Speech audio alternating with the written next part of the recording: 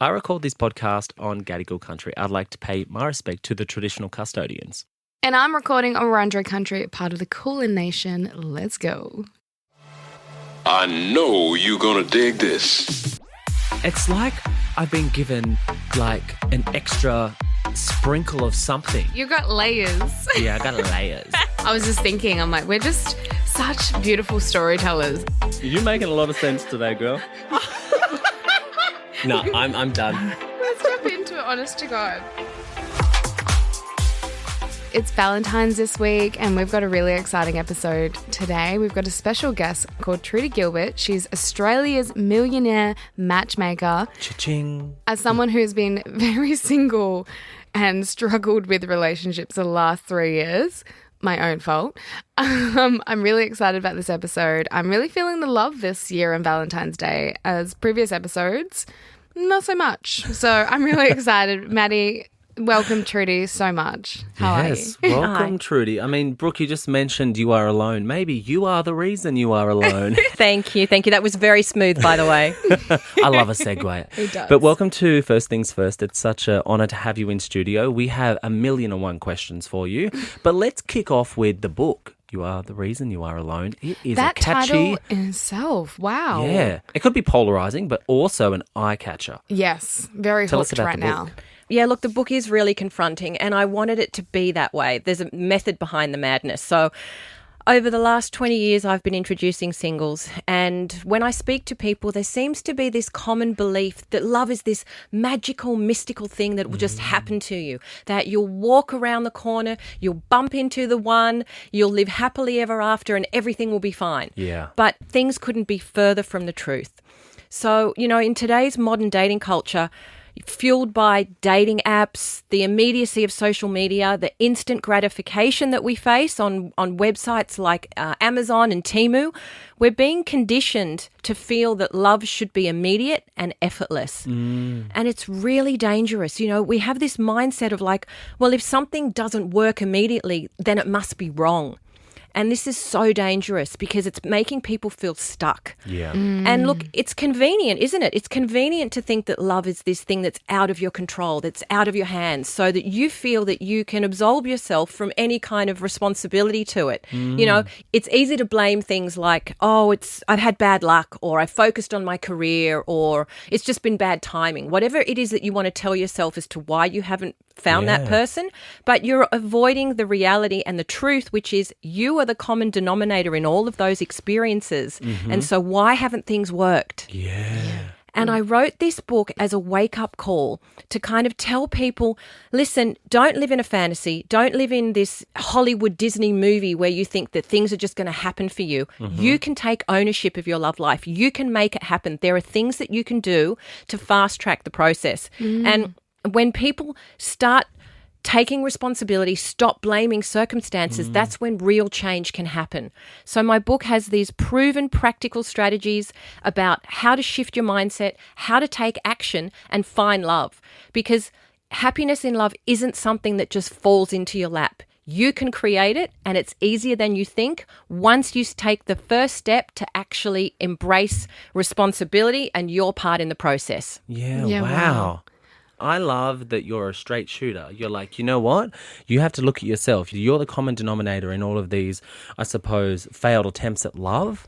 What is it about yourself? I think that's such an eye-opener for people in relationships or people looking for love, because I think you're right. These days, people just give up quickly. They just go, you know what? That didn't match my puzzle perfectly, that piece, and so I'm going to chuck you in the bin and I'm going to look for another one. I'm exhibit A of that. And I wasn't going to say anything. No, I am very guilty of this, Trudy. I've been on those love reality TV shows. I live in that fucking fantasy, and I had been for a very long time because I guess I am one that, just kind of manifested or, used these fake things on TV, what I saw or what it should look like, because I didn't know what love was like at home maybe. I'm not too sure. I haven't really psychoanalyzed myself in that sense, but I have realized that the love that I have with my dad is unconditional, and that's kind of the love that I will hope that one day that I'll have. But I'm guilty of this. Maddie knows this, is that if someone does something that I just don't feel like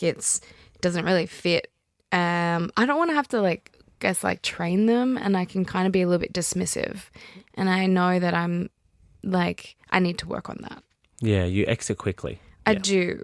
Okay, so there's a lot of things that I want to address there. First of all, the system is broken. So it's not your fault for dismissing relationships really quickly.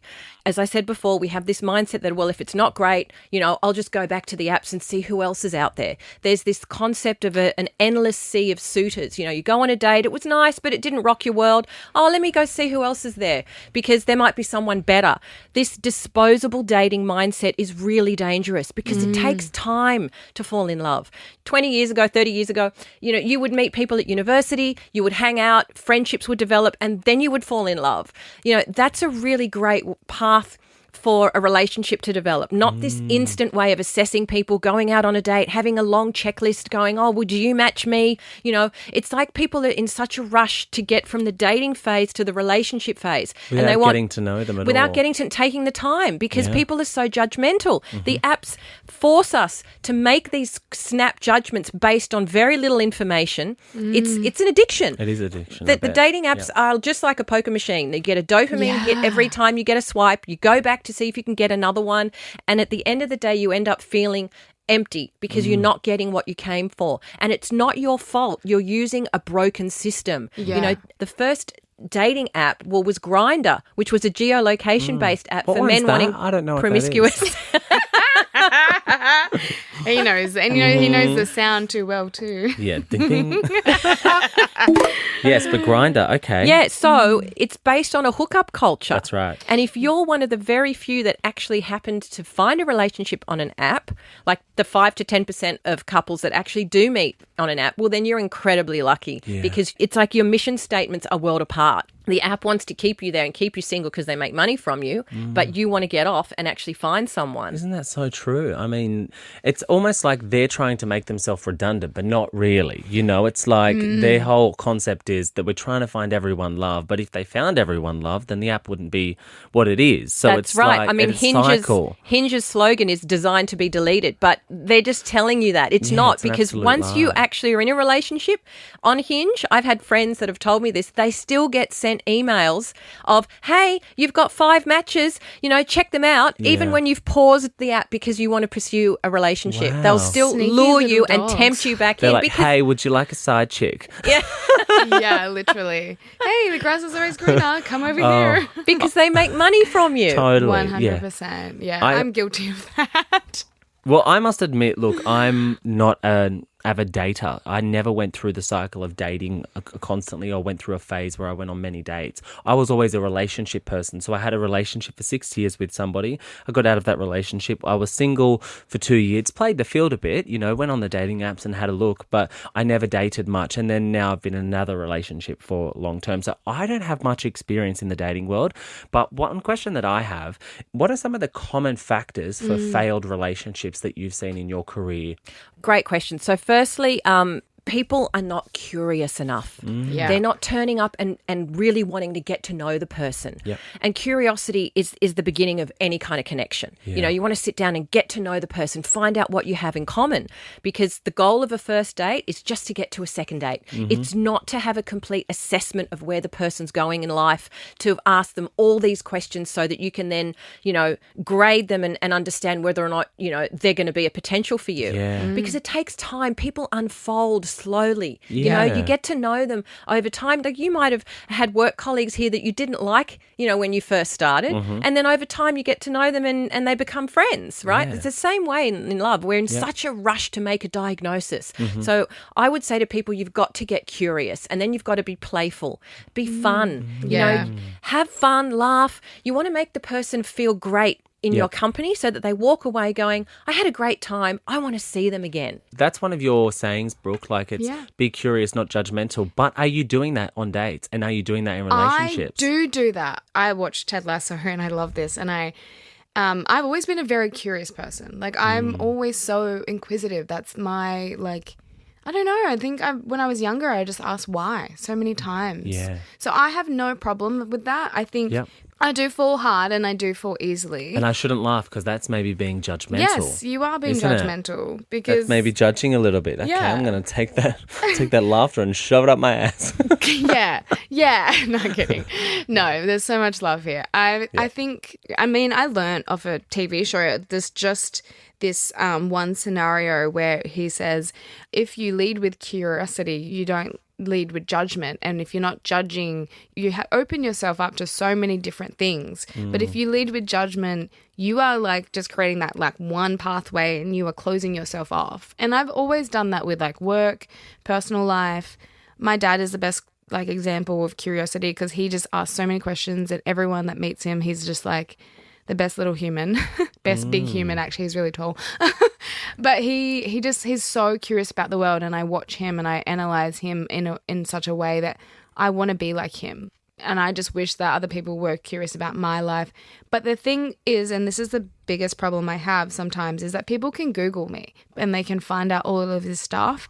And I love when I meet someone and they're like, I've not Googled or touched anything that you've written or said or been on, because I don't want to know that version. I want to know you for face value.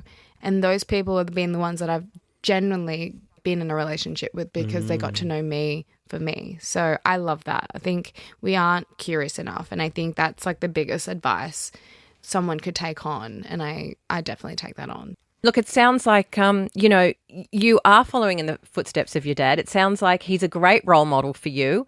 And maybe you need the services of a matchmaker to keep your profile discreet and hidden so that you are meeting people, but they don't know who you are. They don't know the background of where you come from.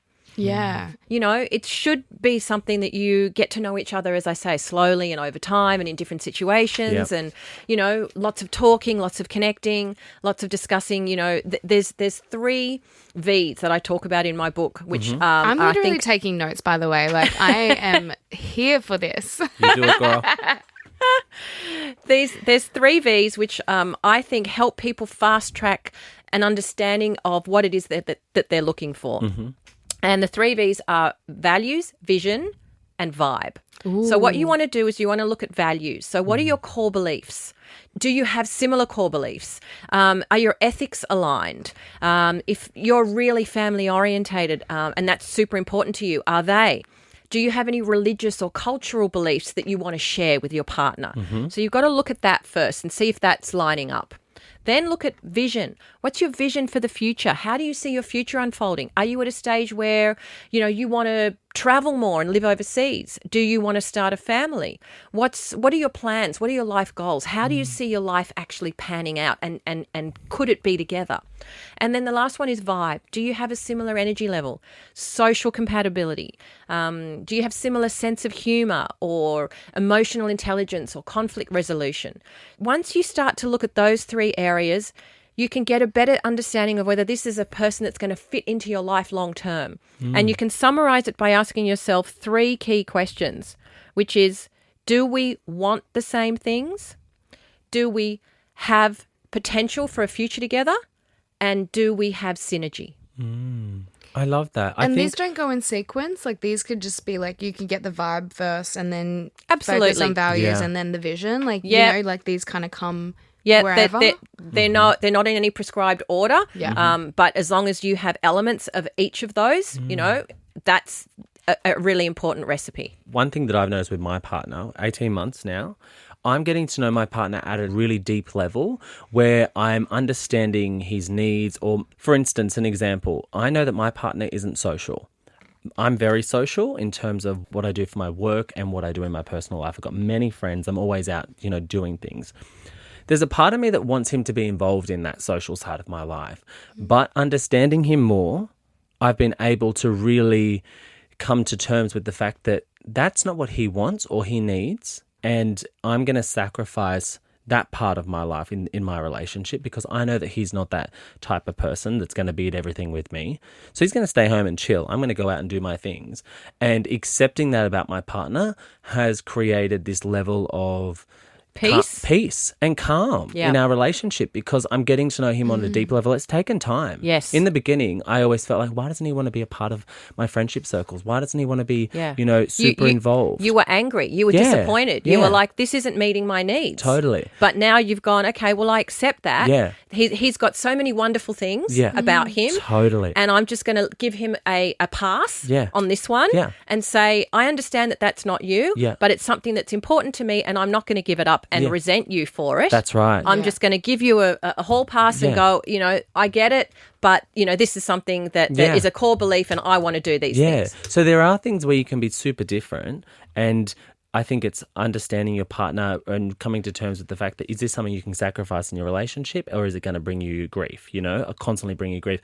Now that I've accepted it, I go out, do my things. He stays home in the, apartment. He's really chill. It's not like he's taking up other opportunities and not hanging out with me. You know what I mean? It's not like he's sort of ditching me for a better opportunity. It's like that's just him and that's his personality. And I've come to find that the more you get to know your partner, it takes time. The deeper you go, the more that you can accept about them and not judge them or try and make them like you has been so helpful for me. Absolutely, because you remove the expectation and the disappointment. You strip that away and you go, okay, well, this is just different for them. Yeah.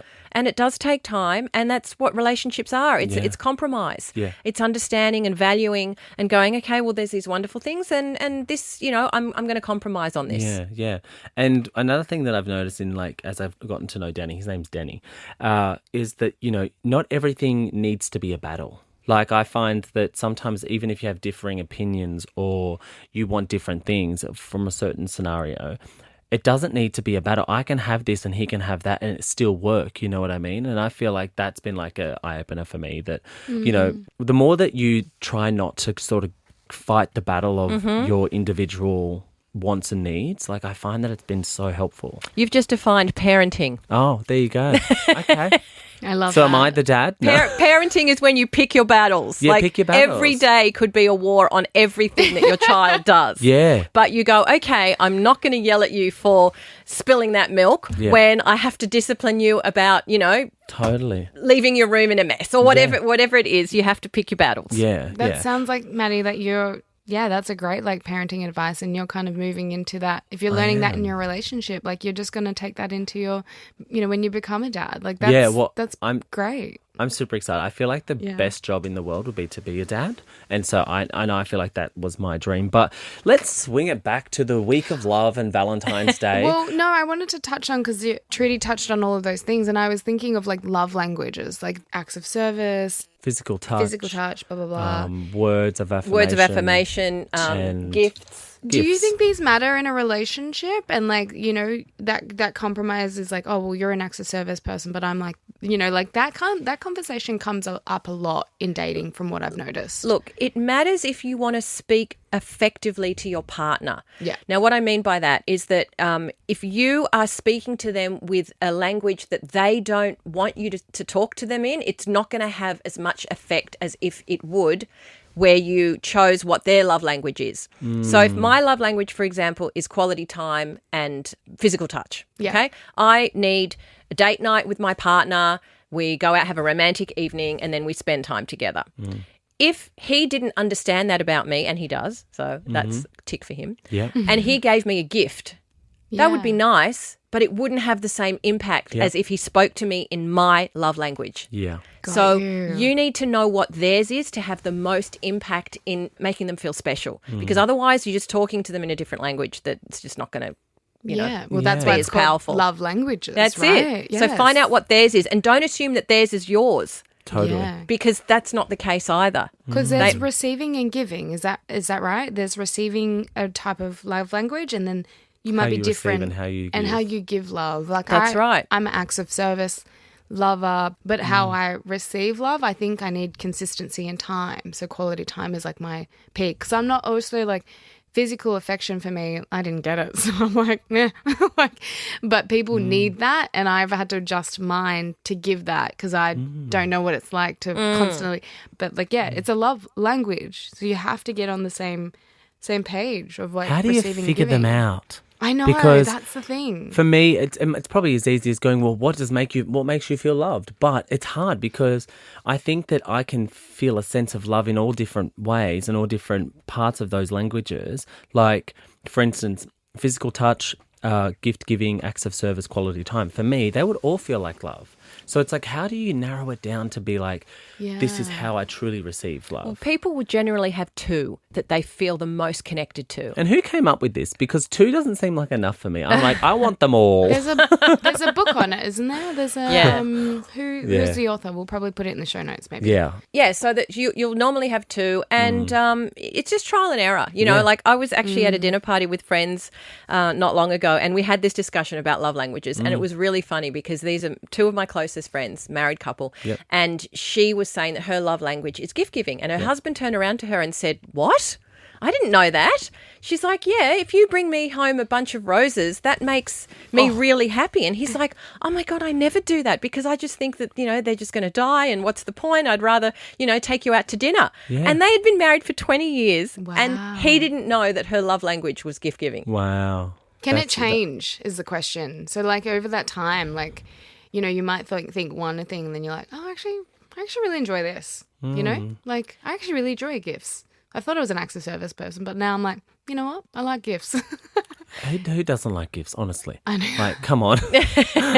Like, I came home the other day and I had a bunch of, and it's funny because he must have known what my favourite flowers were. And I'm not someone who's like big on flowers, but the act that he did it made me feel love. You know, I'm not like the flowers aren't the thing, but the thought that he went. Yes. I came home from Melbourne. It was a late flight. I got home and a bunch of flowers was on the table. He said, "I know you've had a big day. Here's the flowers." Oh, that's beautiful. And I just felt like it's not the flowers. It was the fact that he went out of his way, The went thought. and got them. The thought. Yeah. But they were my favourite flowers. Lilies. But I just felt like So sweet. yeah. So maybe I don't know. It's about exploring all of them, right? Yeah. Just, it's easy to do. You can sit down and go, okay, well, what do we want to do tonight? Do we want to have a romantic evening where we go out and we connect? Yeah. Do you want me to give you a massage? Yeah. And think of different ways that you can, enjoy being together. Yeah. But I think that it's really important to know what's going to recharge you, what's going to fill you up. If you've had a busy week and you haven't seen your partner much, what's going to help you reconnect with them? Yeah. What's going to help you go, okay, I feel like we're one again? I think deep conversations help me do that. For instance, last night we made it. We put an IKEA table together, put it on the balcony. No, wow! Now that's going to test any relationship. You know what? It was great though building because he helped me in the IKEA beginning, furniture. and Or then he went and moving. cooked dinner, and then I kept on doing it while he was cooking dinner. The dinner was done. We sat out on the balcony. We sat at the table that we built, had this deep conversation about future, and deep conversations allow me to get to know him more. Even at this course. point of 18 months, I feel like I'm still learning things. Yes. And You're still curious. and that deep conversation always brings us closer. It actually ignites the sexual tension Yes.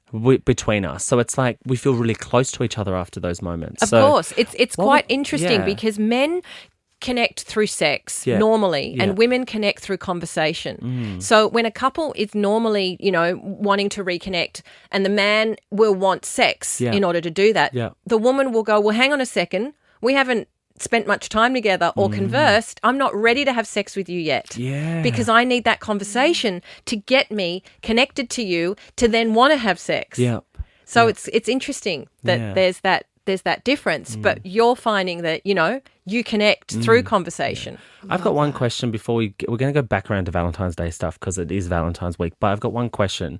There's sometimes the inner thoughts, and I think they come from your experiences or I don't even know what it is for me, but sometimes I have inner saboteur, this inner voice that thinks that I should sabotage the relationship. And I don't know where it comes from Fear. or why it comes. Fear. And it's like, I have to sort of take myself away from it and go, no, everything's cool. Why am I trying to create chaos? Why am I trying to create a problem? It could be the fact that, he hasn't messaged me until 3 p.m. in the afternoon, but he's busy working all day.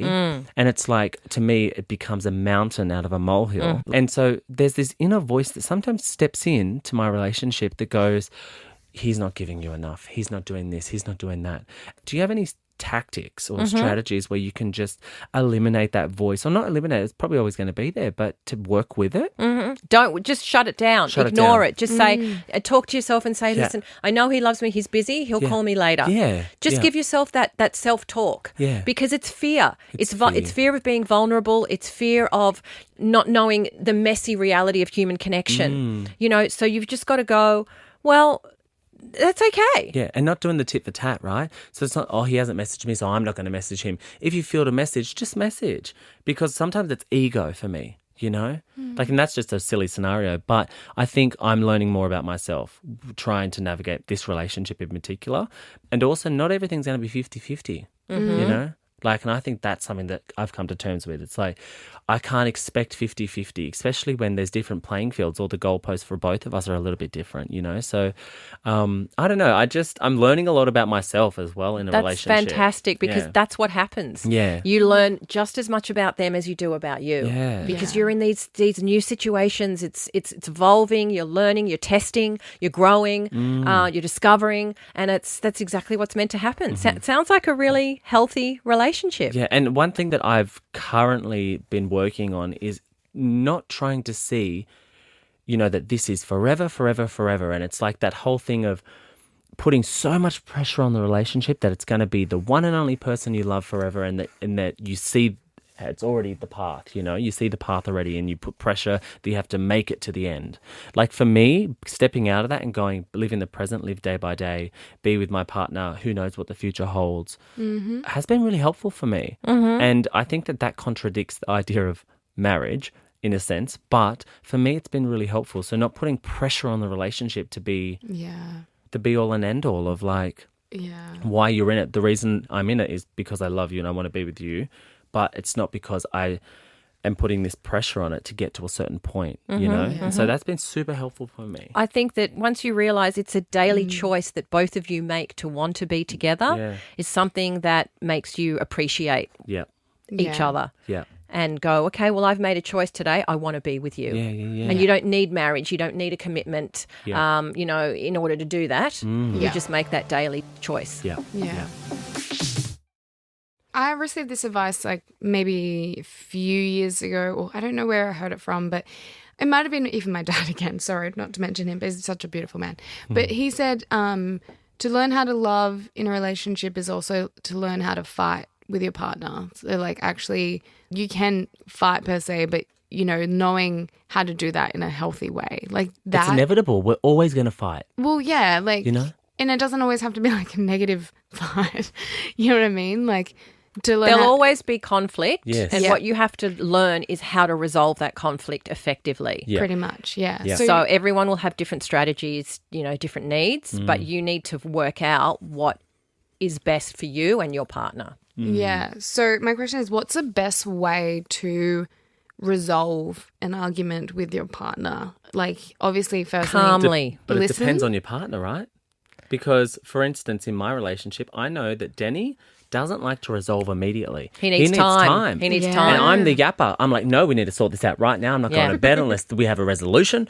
And I've come to terms with the fact that, you know what, if we have an argument or we have a moment of conflict, I'm going to give him time and circle back around in 2 days, you know, because if I try, it's overwhelming him, Yeah. you know? And that's exactly my point. You have to find out what works for each person. Yeah. You know, when I fight with my partner, we resolve conflict the most effectively, ironically, through text messaging. Great. Yeah. I see Yeah. that. So everyone's sort of, but that's the whole thing is like learn to love is to learn how to resolve a fight, like the kind of But thing. definitely calmly and like, you know, talking about it through stages, like, you know, I felt this way. If you explain how it makes you feel, you know, that's where you should be starting from. Yeah.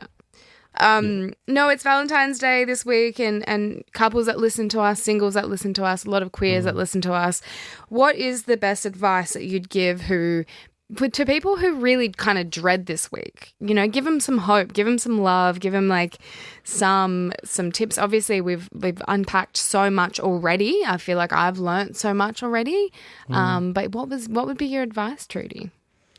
For people who want to find love? Yeah. Yeah. Look, I would say that there's nothing wrong with telling people that you want to find love and getting your crew, getting your inner circle to help you and, you know, introduce you to people. You know, people do get busy and lazy and they go, oh, you know, I'm busy with work and, you know, but it's nice if you remind them and say, listen, I do want to meet someone. So think of me when you're organising a dinner party or having a social event. I would love to come and I would love to, you know, to meet someone. Yeah. The other thing you can do is how to meet people without dating apps, because I don't believe dating apps are a valuable method at all to find a partner.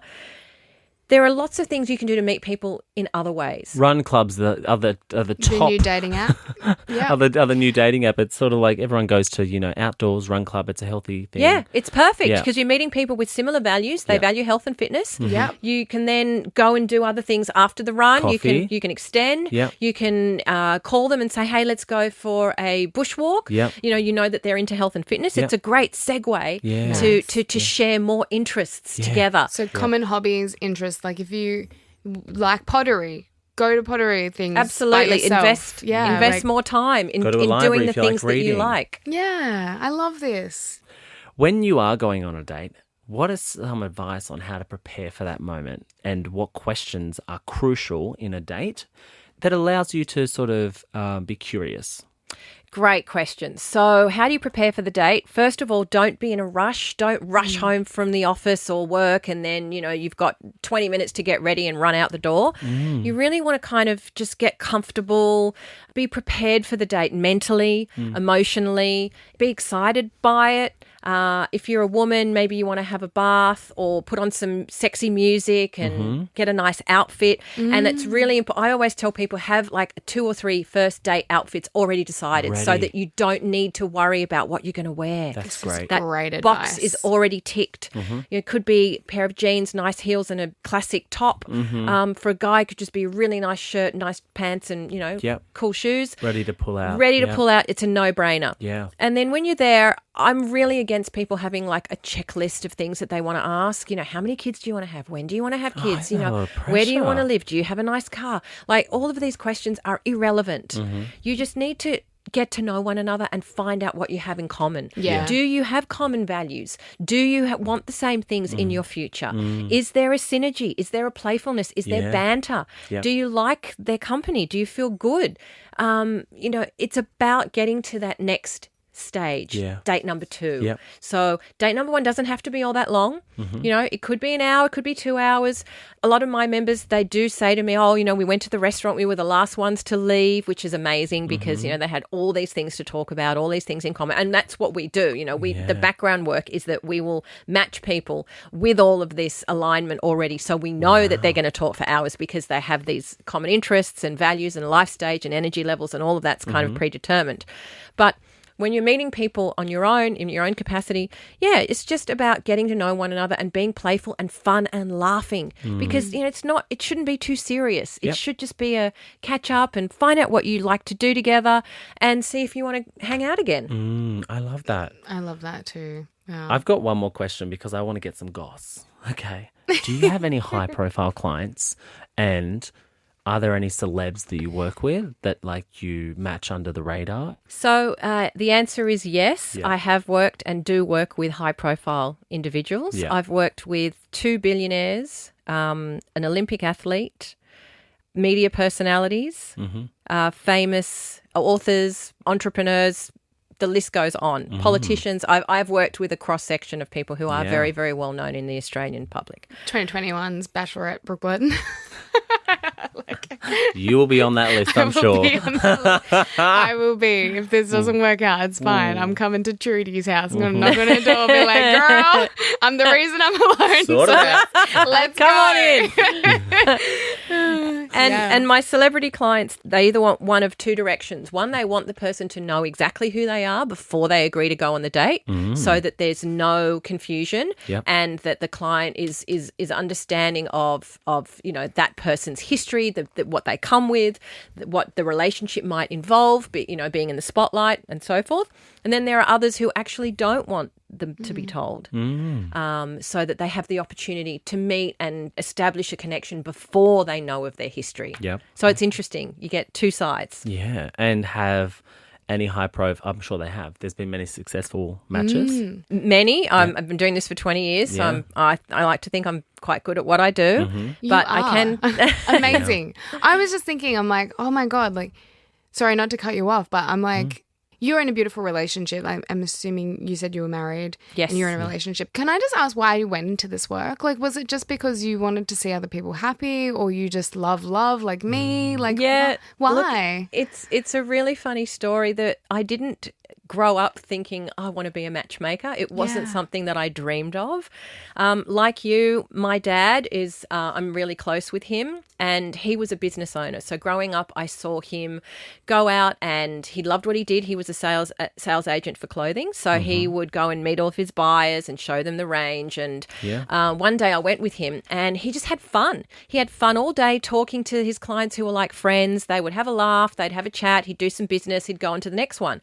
And we had a really good lifestyle growing up. You know, we were able to travel overseas, and we lived in a nice area. So I formed this understanding that being a business owner was fun, profitable, and, you know, it could give you a great life. Yeah. So in the back of my mind, I think I was always programmed to want to be a business owner. Yep.